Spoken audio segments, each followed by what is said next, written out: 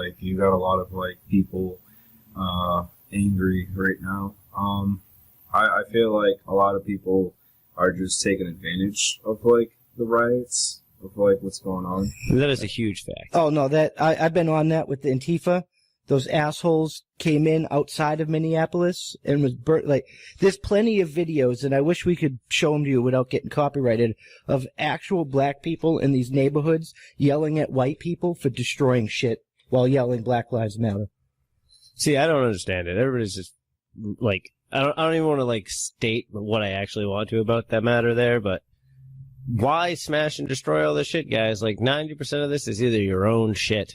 Well, what are you benefiting? My idea was to go back to, like, the same thing with the Tulsa riots and stuff. It was to burn down fucking prosperous black neighborhoods. No, I understand. I'm just saying, like, at this point, we got statues falling, big corporations being burnt down. Yeah, so now but they're just collecting funds and making the money back. Like, actual black people. No, I know, but I'm just referring to the top of the people taking advantage of these Antifa riots. didn't go into their rich white neighborhoods and burn it down. They were just like, this is no longer America, and then shit just collapsed from within.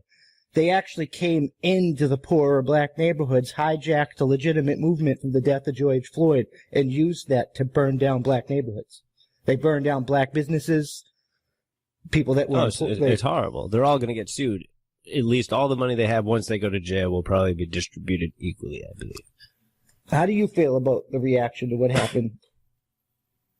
The reaction to George and his death?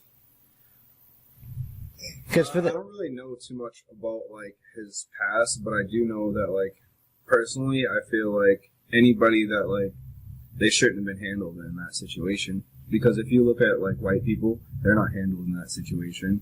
Like, there's a lot of memes out there, and there's a lot of articles of, like, people sharing a white guy that is known for, like, or wanted for, like, a double homicide or something, like, along those lines. Yeah. And once they found him, they, like, was treating him nicely, they gave him water and all of that. But with a black person, if he's, like, just suspected of anything, he might not even have a gun. Like, you know what I mean? He just might be suspected of having a gun, you know? And then they kill him. No, I do believe that. There was an incident in Baltimore. I forget exactly when it happened, but it was two black men. One was autistic, and one was his, like, handler. And the handler got down on the ground and did the right thing, and he put his hands up, and he was screaming, because they were screaming at the other guy to, like, get down, and he was screaming, he can't understand you, he can't, and they just shot him.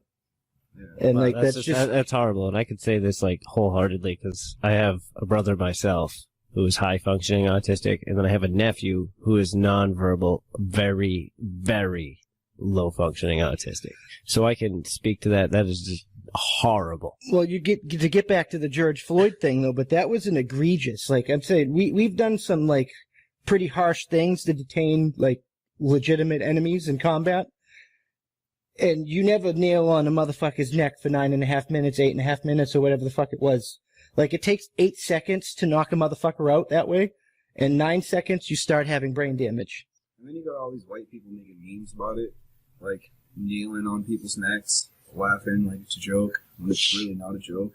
And if they were in that situation, if it was being done to them, it wouldn't be a joke. Yeah, it doesn't matter who it happens to. And this is the problem with society nowadays, is they view things so misconstrued. It's like, if it's happening, nobody's rights should be infringed upon. I can't even imagine how that man felt, because, like, in the Army, we did, like, combative training, and we would choke each other out. But we always knew that when we tapped, they would let us, like, I can't imagine, like, going out that way, because I know how it feels, to, like, and just for, like, I can't imagine that. Yeah, it's horrible. It's unbelievable that they even had the audacity to do something like that, to allow it to get to the point where we're having a conversation about it today. But there's been so many cases before George Floyd, and honestly, like, I think with the coronavirus and a lot of people staying home, they've had a lot of time to, like, really go back and look at all of the past histories of what has been going on with police brutality against black people.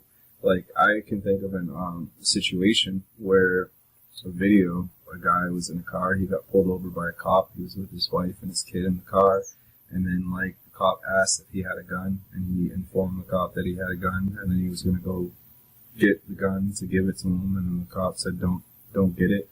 And then he shot him, like, with the kid and his wife in the car. See, and that's horrible. That's a tragedy. Now, the point of those situations is like, what entailed the cop? He was complying, and I've been in cars in these situations where you are actually supposed to give them the gun or any ammunition or other weapons in the car because you have now denounced to them that they exist. Well, it's fear. I mean, I've been in each other's safety. At that I've been in situations where when it came up and I had to inform the cop was like, all right, well then just like step out of the car, let me disarm you. And then they did their thing. They gave me my gun back and my ticket, and I went about my day. And then there was times where I was on the side of the road, and assholes were afraid because I had veteran plates, and they called another cruiser, and they held me at fucking gunpoint to see what I was doing on the side of the road. And then they tried to get, like, all belligerent and search my car and shit, even though I showed them I was waiting for a motherfucking tow truck. Like, it's not illegal to wait for a motherfucking tow truck. As soon as I showed him, he should have just fucking walked the fuck away, and he shouldn't even have the gun in the first place.